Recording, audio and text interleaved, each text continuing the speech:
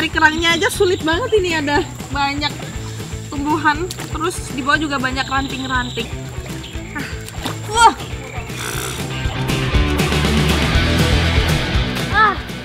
Banyak.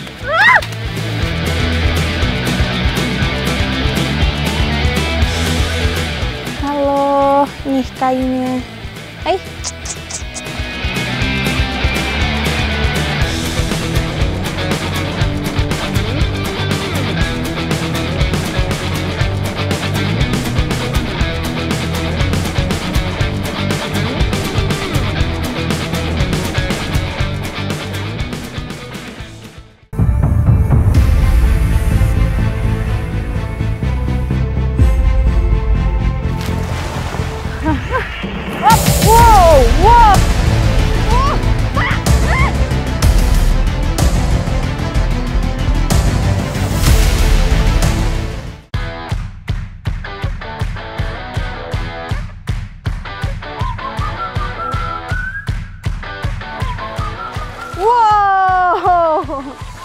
Bersama Pak Santoso, hari ini saya sedang memberi makan buaya di penangkaran buaya Belanakan. Meski berada di puncak predator akuatik, keberlangsungan hewan purba yang telah mampu bertahan hidup ratusan tahun ini nyatanya semakin terancam. Perburuan ilegal akan nilai daging dan kulitnya jadi salah satu alasan dibangunnya berbagai sarana perlindungan dan konservasi bagi reptil air ini. Salah satunya terletak di bagian utara Provinsi Jawa Barat. Sejak 1998, penangkaran Belanakan Subang telah menjadi tempat hidup bagi ratusan ekor buaya.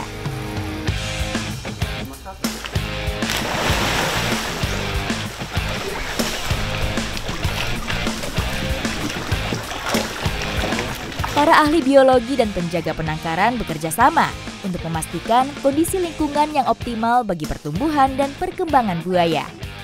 Termasuk ketersediaan area berair yang cukup, suhu yang sesuai, dan tentunya pemberian pakan yang seimbang. Nah, proses memberi makan buaya di sini itu dilakukan minimal 1 hari itu sekali, dan ikannya bisa ikan apa aja. Untuk hari ini menunya ikan waung. Ini mereka pasti suka banget karena baunya amis banget. Selain sebagai wilayah konservasi, penangkaran buaya Belanakan juga merupakan area wisata.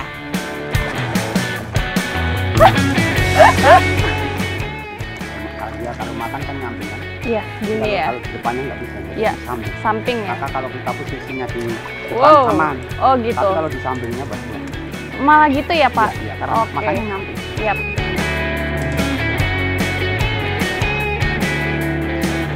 Wow. Nah, di jarak sedekat ini tuh bisa dipastikan kita itu aman selama ada ikan karena mereka lebih konsentrasi ke ikan buat dia makan. Dan ini juga penting, kita selalu didampingin dengan pawang buaya.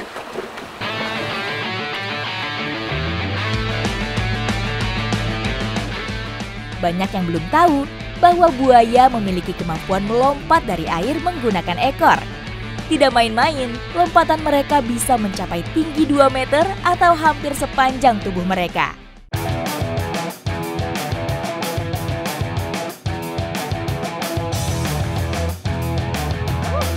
Tak hanya saat melompat, kekuatan buaya tak kalah besar ketika sudah mendarat. Wow! Wow!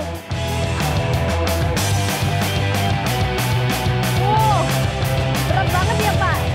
Nah, memberi makan buaya pakai ayam dan diikat tali tambang seperti ini tuh seperti narik-narik tali tambang kayak lomba gitu sama buayanya. Dan ini berat banget Pak!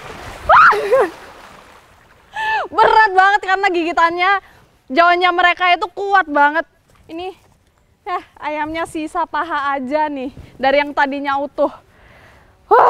Melelahkan sekali sih ini Pak. Iya.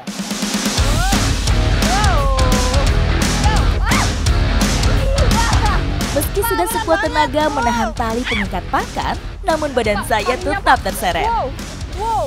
Wow, tarikannya mereka itu benar-benar kuat banget dan bener aja pas tarik-tarikan makanan sama mereka, Mereka tubuhnya bisa menyerupai garis lurus, apalagi dibantu dengan ekornya yang kuat banget itu. Sebagian besar buaya di Belanakan merupakan buaya muara, yaitu jenis buaya terbesar dan terpanjang di dunia. Beratnya bisa mencapai lebih dari 1000 kg dengan panjang antara 6 sampai 7 meter.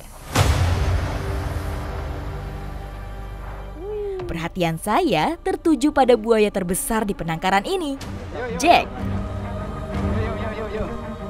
Yuk, Wow. makan, ya. Makan. Makan, ayo, makan. Ah, Ayo, buka dulu, giginya besar sekali itu, Pak. buka dulu, ayo, buka. Buka dulu mulutnya. Ya. Buka dulu, ayo, buka. Ayo, buka terus, ayo. Ayo. Nah, ini kita lagi proses memberi makan Jack. Nah, Jack ini adalah salah satu maskot di penangkaran buaya Belanakan ini. Dia usianya udah sekitar 45 tahun dan dia generasi pertama yang langsung dibawa dari Pontianak. Ini bisa dilihat kepalanya aja segini besarnya. Itu kepala doang, ini ekornya belum tahu, nggak kelihatan. Awalnya, Jack tidak sendirian. Baron, seekor buaya jantan lainnya, jadi sahabat setia Jack. Keduanya memiliki bobot kurang lebih 1 ton dengan panjang 7 meter.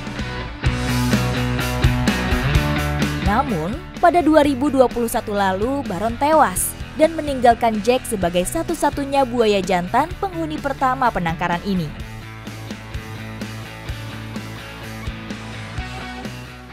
Ini kapan bisa dilempar, Pak? Boleh ya? Langsung, ini saya mau lempar ayamnya. Semoga pas. Hop, wow. Hop, wow. Ternyata ngelemparnya nggak pas dalam mulut, jadi dia agak ada pergerakan tuh bikin saya kaget. Tapi untungnya Jack ini udah baik banget. Apalagi ada pawang, ada Pak Santoso di sebelah saya berasa lebih aman. Halo Jack. Dia menjauh, Pak.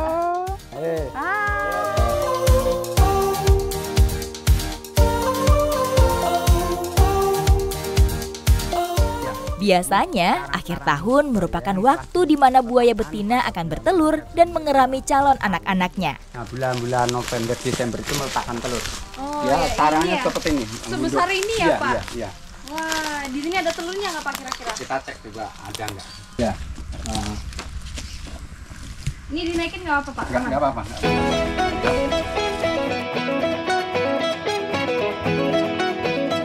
Wah, ini telurnya. Oh, ini, Pak. Ya.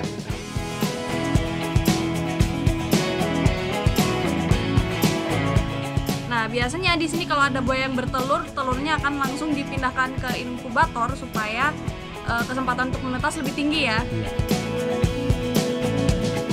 Di penangkaran buaya Belanakan ini, selain edukasi, saya juga mendapatkan banyak sekali pengalaman yang seru dan tak terlupakan. Apalagi saya juga bisa berinteraksi dengan buaya secara langsung yang bikin saya deg-degan banget. Ikuti jejak saya, jejak petualang.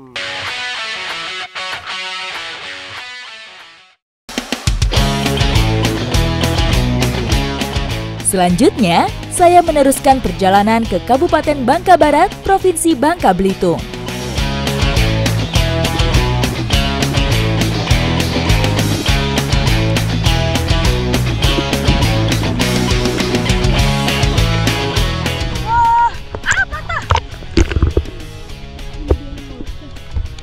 Hari ini di perairan Pulau Libong, saya nggak cuma snorkeling biasa aja, tapi saya juga ngumpulin bulu babi buat dimakan. Ikuti jejak saya, jejak petualang.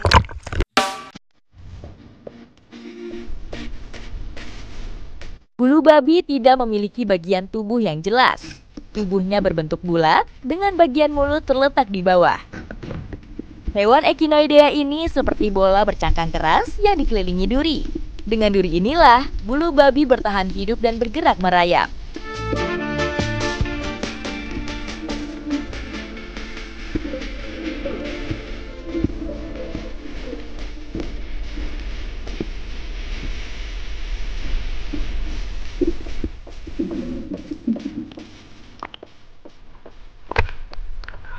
Wah, beda nih, ada putih-putihnya, Bang, yang ini. Emang di sini bulu babinya itu banyak banget. Landak laut terdapat lebih dari 950 spesies. Masing-masing bisa dibedakan dari warna durinya. Tidak hanya berwarna hitam, bulu babi jenis tertentu memiliki bulu berwarna pink hingga pink cerah. Bulu babi biasa ditemukan di sekitar karang. Hewan laut ini berperan sebagai penyeimbang kehidupan di sekitar terumbu. Jika bulu babi lenyap, bisa menyebabkan kematian karang karena pertumbuhan alga yang tidak terkendali. Selain anemon dan ikan badut, di perairan seluas 37 hektar ini juga bisa ditemukan kima atau kerang raksasa. Menjadi bukti jika kondisi laut di sini masih cukup sehat.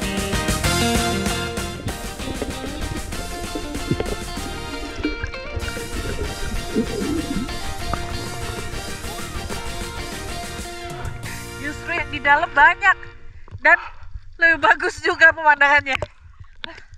Bang, ini bang. Banyak penuh itu. Nah, kenapa harus pakai ini ngambilnya?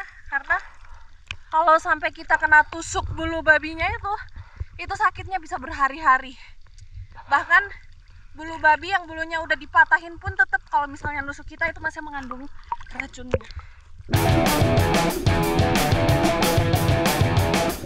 Bulu babi bukan ancaman bagi manusia, namun racunnya akan mengakibatkan pembengkakan jika seseorang tertusuk durinya.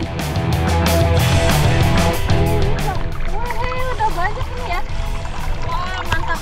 Nah, kita udah dapat banyak. Sekarang lanjut kita bawa ini ke perahu ya. Iya, Bang.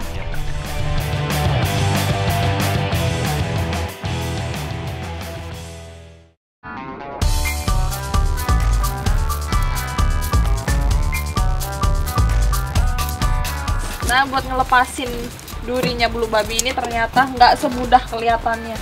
Ini saya nyoba, hampir ketusuk-tusuk. Nah, harus hati-hati nih.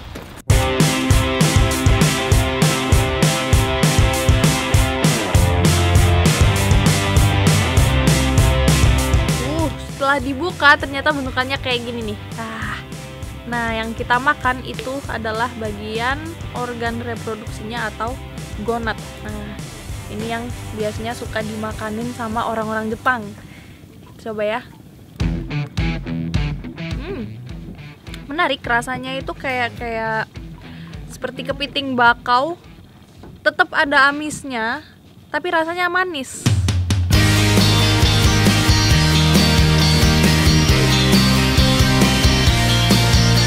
Landak laut kaya akan antioksidan. Kandungan ini dapat membantu memperkuat sistem kekebalan tubuh. Saat sistem imunitas atau kekebalan menguat, tubuh pun tidak mudah terserang infeksi atau penyakit. Meskipun terlihat menyeramkan dan berbahaya bagi para penyelam, tapi ternyata di dalamnya tersimpan sesuatu yang nikmat. Nah, makan bulu babi mentah ini menjadi pengalaman yang baru buat saya. Ikuti jejak saya, jejak petualang.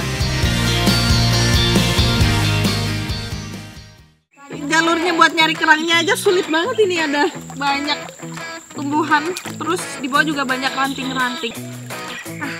Wah, gatel-gatel gitu liatnya, geli. Folding bike atau sepeda lipat saya pilih untuk menemani petualangan saya di Pulau Bertimah. Di desa ini tuh mayoritas masyarakatnya berprofesi sebagai nelayan, tapi ada beberapa juga yang memilih semut untuk dijadikan sumber pendapatan. Bang, udah dari tadi ya? Udah. Bentar, saya parkir dulu ya. Masyarakat Paya Benua, Bangka Barat memanfaatkan semut kerangga atau rangrang sebagai sumber pendapatan yang menjanjikan. Yang mana? Mana? Hah? Oh, yang banyak semutnya itu. Ih, banyak banget. Galah yang telah dimodifikasi untuk mengambil kroto di ketinggian ini sangat memudahkan para pencari kroto dalam menjangkau sarang semut rangrang. Kalau lihat semut yang banyak kayak gini, meskipun nggak kena kita, tapi ikut gatel-gatel gitu, liatnya geli. Kalau nggak mau kena ini semutnya, Kita harus menjauh, soalnya ini semutnya udah mulai masuk ke baju. Sakit!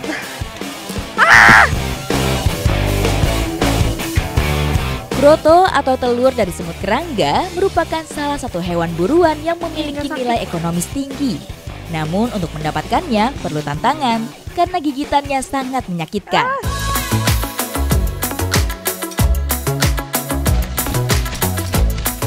Nah sebenarnya ini yang kita ambil itu cuma telurnya aja, cuman pasti otomatis induknya itu banyak yang ikut masuk. Nah sekarang kita bersihin induknya dulu biar dapat cuma telurnya aja. Semut rangrang merupakan serangga yang hidupnya berkoloni. Serangga ini juga bersifat teritorial, sehingga saat mereka diganggu tanpa basa-basi, si merah ini langsung menyerang. Aduh, dia mau gigit tuh nggak bilang-bilang dulu gitu, jadi kita ntar kesakitan sama kaget. Banyak.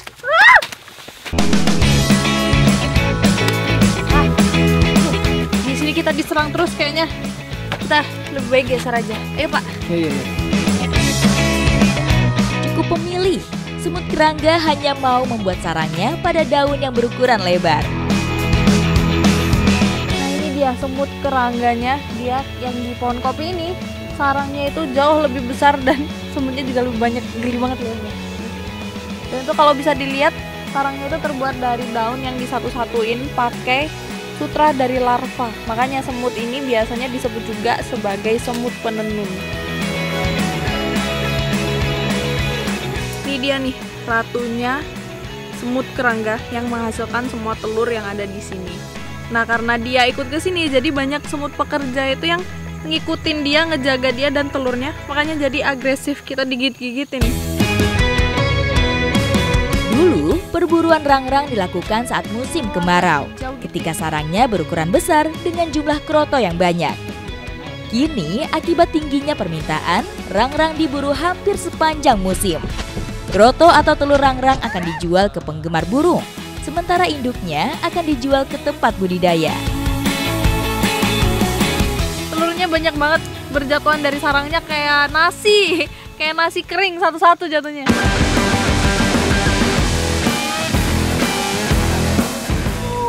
Tuh lihat, telurnya banyak banget.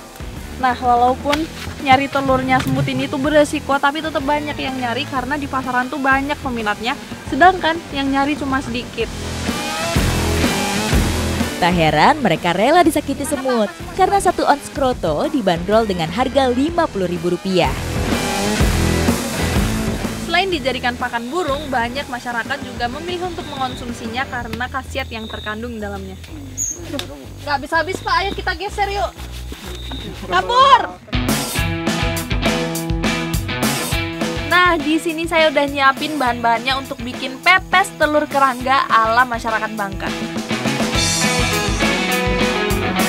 Yang membedakan pepes dari daerah lain dengan Bangka adalah bumbu yang memberikan aroma harum.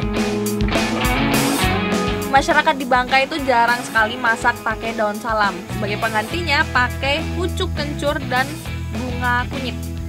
Nah, dua-duanya ini sama-sama untuk menambahkan rasa dan aroma yang khas. Kunyit benar-benar jadi kecintaan masyarakat Bangka. Tak hanya bunganya, tapi juga daunnya berhasil menggantikan posisi daun pisang sebagai pembungkus yang melegenda.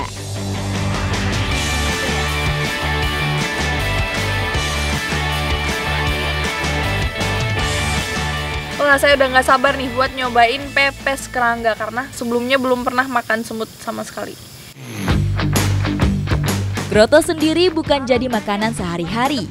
Biasanya baru dikonsumsi saat seseorang merasa kurang enak badan. Karena mengandung protein yang tinggi, kroto bagus untuk recovery atau pemulihan tenaga. Untuk rasanya mungkin rasa dari telurnya ini kalah sama rasa bumbu-bumbunya. Cuman teksturnya ini waktu dia digigit, apalagi telurnya yang besar nih, itu pecah di mulut. Wah, kayak popping boba. Enak banget. Ikuti jejak saya, jejak petualang.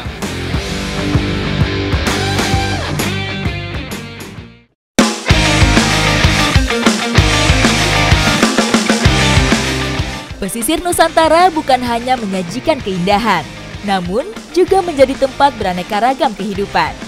Kerang salah satunya.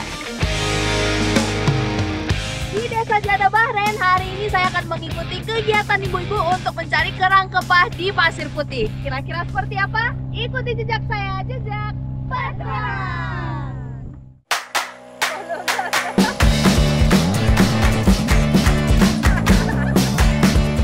Sambil ditemani tawa, perjalanan sejauh 4 km menjadi tak terasa. Turun sini ya. Ayo Mbak. Oke, hati-hati Bu, pelan-pelan. Segendam dah. Lumayan dalam ya.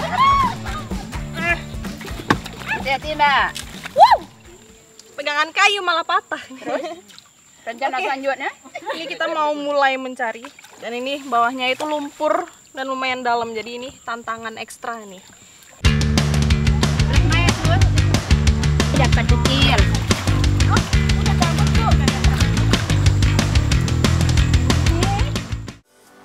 Jadi kita nyarinya itu diraba-raba pakai tangan. Bagian ibu-ibu memilih berenang untuk memudahkan berpindah spot pencarian.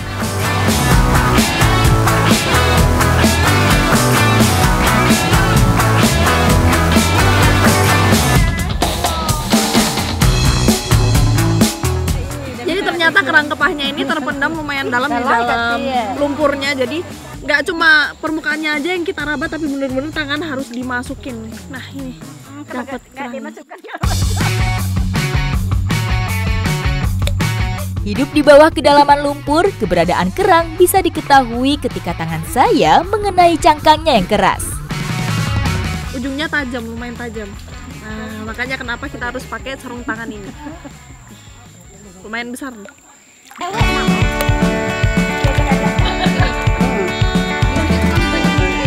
Banyak.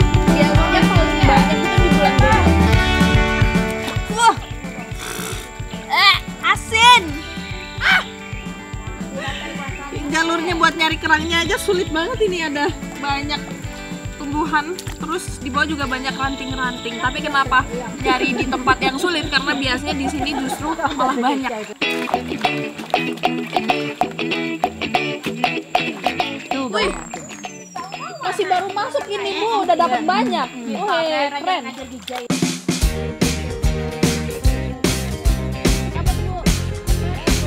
Keberadaan kerang menjadi salah satu indikator sehatnya suatu kawasan mangrove.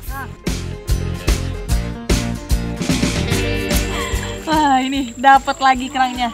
Nah, ibu-ibu di sini tuh biasanya nyari kerangnya ini hampir setiap hari, dan ini terus tetap banyak karena kerang kepah ini nggak ada musimnya. Jadi sepanjang tahun bisa tetap nyari di sini.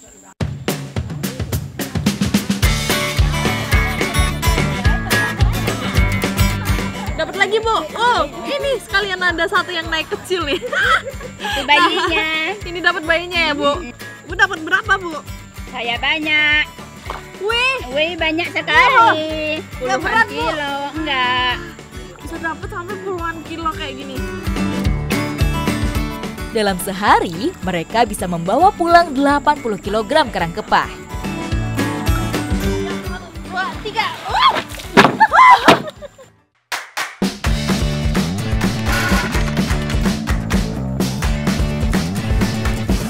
Tidak seperti merebus kerang pada umumnya.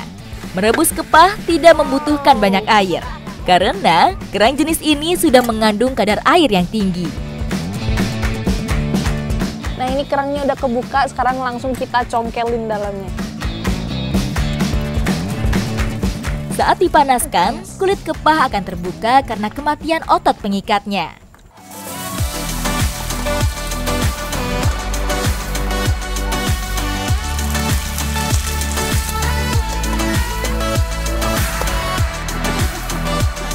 Memasak kerang tidak boleh terlalu lama, karena teksturnya akan berubah jadi sangat lembek.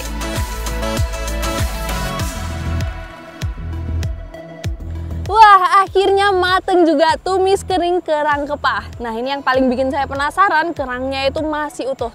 Ayo Bu, langsung kita cobain. Ya.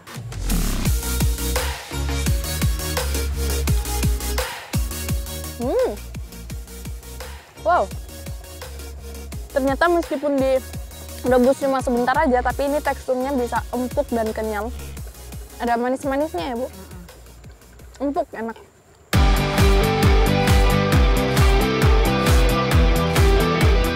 Emang beda ya kerang kepah, kalau habis dapat langsung diolah itu rasanya bener-bener masih seger banget. Nah, kalau udah kayak gini nggak perlu tambahin lagi jeruk nipis untuk menghilangkan aroma amisnya.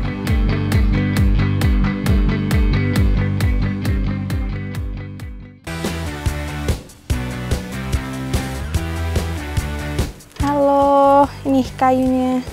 Hai.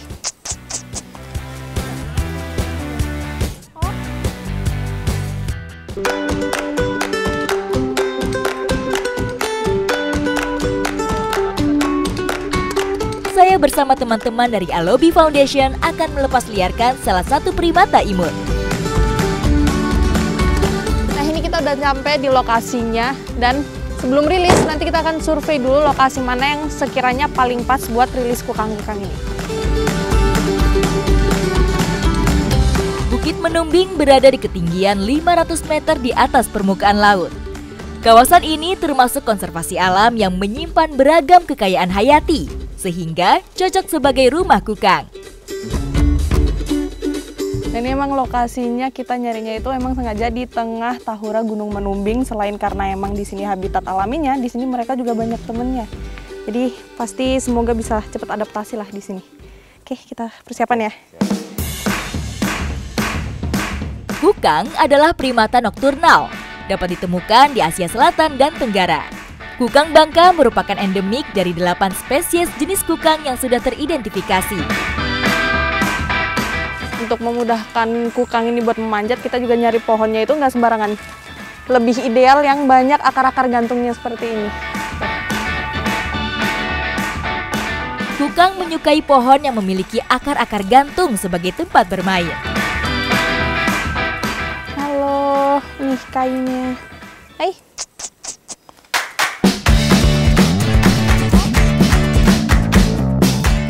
Ternyata cepat. Nah, ini buat perilisan kukang di sini emang dilakukan itu sengaja sore menjelang malam. Pokoknya pas gelap-gelap kayak gini karena kukang ini hewannya lebih aktif di malam hari alias nokturnal. Tuh, dibuka kandangnya langsung dia kabur ke sana. Tuh. Hewan slow loris ini hidup di atas pohon. Makanannya berbagai jenis buah-buahan, pucuk daun, dan serangga. Kukang pertama selesai kami lepas. Masih ada 2 ekor yang sebentar lagi akan menjadi penghuni hutan Menumbing. Nah, perilisan kukang ini kita sebisa mungkin kalau bisa nggak memegang si kukangnya. Jadi saat dibuka kandangnya, kalau dia nggak mau keluar, kita tunggu sampai dia keluar sendiri. Karena selain karena dia beracun, biar supaya kukangnya juga nggak terbiasa sama sentuhan manusia. Jadi kita juga harus sabar nih. Kita tunggu aja sampai dia mau keluar sendiri ya, Pak.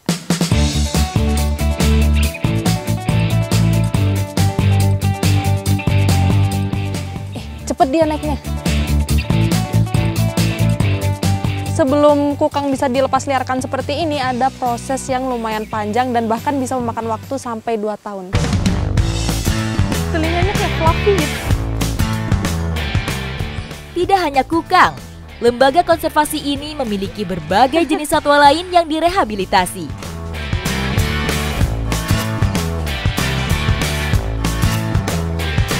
Hai, waktunya makan.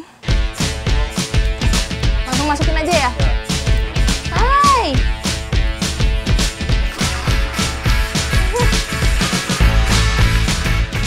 Banana. Kaget. Hai, ngajak main ya. Mau ngambil pisang. Oh, mau ngambil pisang. Helarctos malayanus ini memiliki reseptor rasa manis yang lebih banyak dibanding manusia, sehingga lebih tertarik terhadap buah yang manis.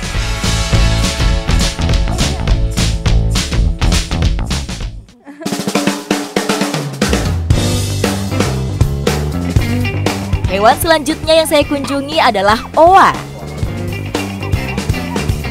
Dia udah nungguin di sini nih. Ya, langsung lempar. Oh, langsung dilempar. Oh, gitu. Secara berkala, makanan diletakkan di lokasi yang berbeda. Cara ini berhasil untuk menumbuhkan intuisi mereka dalam mencari makan.